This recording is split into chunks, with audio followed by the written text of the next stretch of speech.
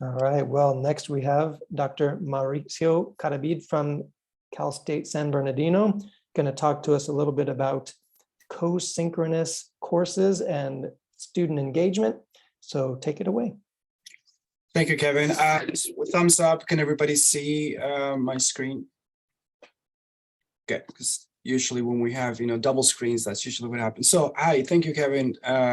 It's always so hard to follow, fun presentations. My name is Mauricio Cadavid. I'm the Senior Instructional Designer at Cal State San Bernardino. And my presentation is just a little bit more about, I attended the Institute last year. And so out of everything that I learned through, Kevin's Institute, we created a course to help faculty do co-synchronous teaching here. We also did a refurbishing of all of our classrooms, a little bit over 250 classrooms that we have both on campus and on the Palm Desert campus and stuff like that, next generation smart classrooms. But the idea was that instead of just simply putting faculty into a technology classroom, that we needed to talk with them and walk them through what it is to actually be able to teach in a co-synchronous environment. And so today I just wanted to quickly talk about ensuring student engagement through equitable teaching practices. This continued to come up a lot of the conversations, which would, we are so immersed in technology. There's technology everywhere. However, the idea that comes from Roget Harris is that technology was supposed to connect us, and yet people started to feel disconnected. Both students, that were at home or at work or on their phones or in a parking lot on their phone, et cetera. And then faculty, being able to, come to campus, being taken out of the environment of teaching, in front of the rooms, et cetera. And so all of these technologies were being presented, but at the same time, there was really no cohesiveness to it. So we developed, I developed a course based on everything that the previous course Institute was done, and it was called the Best Practices in Co-Synchronous Teaching. We made sure that faculty understood that we were going with co-synchronous, which is teaching live synchronously to both on-site and virtual students, right? I mean, each campus is going to have different terminology for this, but this was an idea to let faculty know that this was not going to be something that that we're going to be recording videos, and then students were not going to be, participating. That this was going to continue to be an opportunity for faculty to feel like they were still teaching, for students to be, to feel that they were still in the classroom. But so the question came up about how do you actually support student engagement, through this idea of equity and inclusion. We started to identify different groups of students, the students that could only learn in the classroom, students that were doing better, in a hybrid or flip environment, and students that did very well, in Zoom, there was the technology gap, et cetera. And so we took all of those, all of that, the research, the conversations with the faculty, and we came up with a couple of things that actually focus on this idea of equity and inclusion. And one is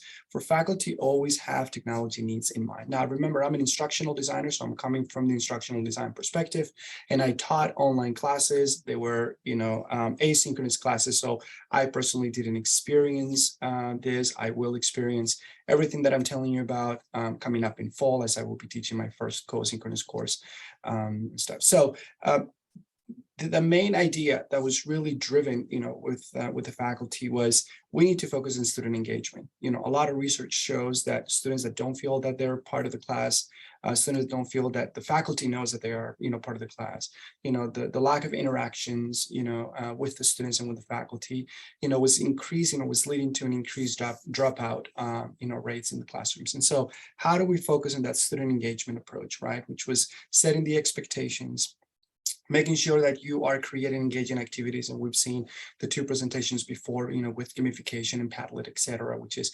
actually allowing students to feel that they are actively doing something rather than just simply receiving, making sure that faculty actually becomes also active participants. So interactions and faculty presence. Faculty presence is one of the biggest things with regards to equity and inclusion, to allow students to know that they are being heard, that they actually get to know the faculty gets to know them. Building a learning community, we do that through gamification, through Slack, the chat feature in Canvas, et cetera. And then, of course, all of these leads into, is your classroom, an inclusive environment? Now, a lot of faculty had a little bit of push with regards to, is this hybrid? Do I have to stop using hybrid and do co-synchronous? And it's like, no, hybrid, right, actually works with Co-Synchronous, which is get to know your class. Just because you went to a presentation from a math professor, you're thinking, oh, that cannot work in my class. Or because you went to a presentation by a marketing professor, oh, I cannot do this. I teach arts or I teach philosophy and my classes are completely different. Try to reshape it with regards to what are some of the things that actually do work in your class. Moving forward, we don't have to assume that this is a cookie cutter type of approach, right? And so find what works, and then from that is let's focus on some of the key recommendations that we had for the Co-Synchronous, which were focus on where, how, and why learning is happening within your course, right? Develop a shared vocabulary. We realize that there is a lot of misconceptions about words and what we're going to do, what we're not going to do. People that are in person versus virtual, there is a different type of communication. So share vocabulary. Less is more philosophy. Remember that this is not all about the instructor. Create an environment in which students feel that they are back at the center of their own learning. And then, Kevin talked a little bit about the UDL, universal design and stuff like that. Make sure that you don't think that is the enemy. A lot of faculty saw that as like, oh my gosh, how can I actually create, something that everybody can do it? We work through them and stuff. So I have 6 minutes, and what I wanted to do, mine is not a fun activity, it's a pedagogical activity. We all have used lesson plans. I know that some of you have the lesson plans in your mind. I'm the type of faculty that I have to write everything down almost to the minute of what I'm expecting to do. Yes, there have been times when you walk in and something doesn't work, so you have a plan B. But what I wanted to do just real quick, and I believe, Kevin, we've put this in the course, which is the Co-Synchronous teaching plan.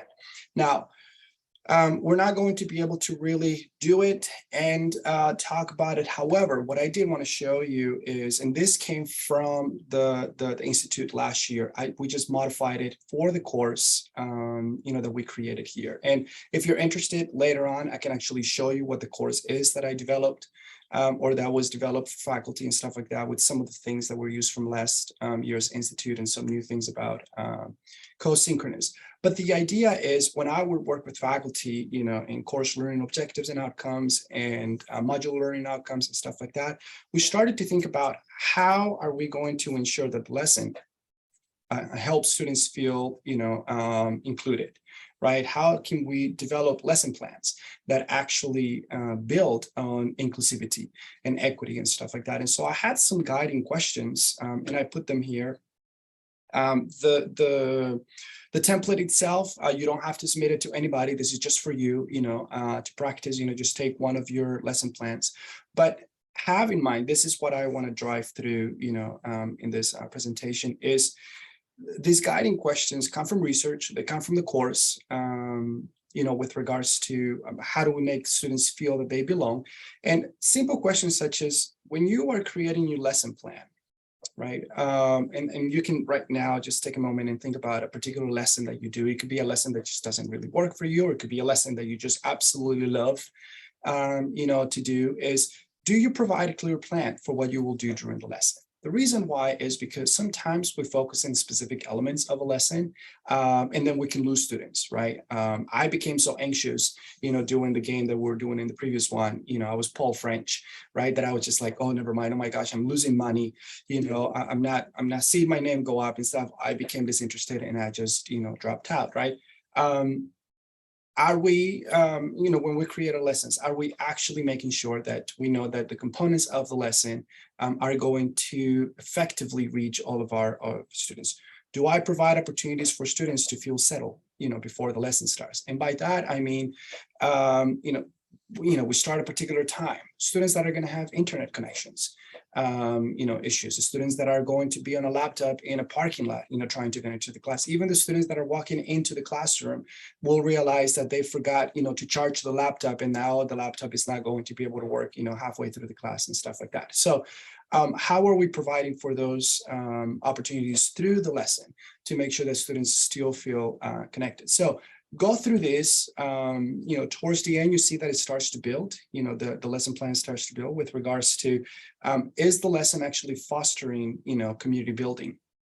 Or are you isolating the very tech savvy students, or are you isolating particular students that are very, versed in the particular topic?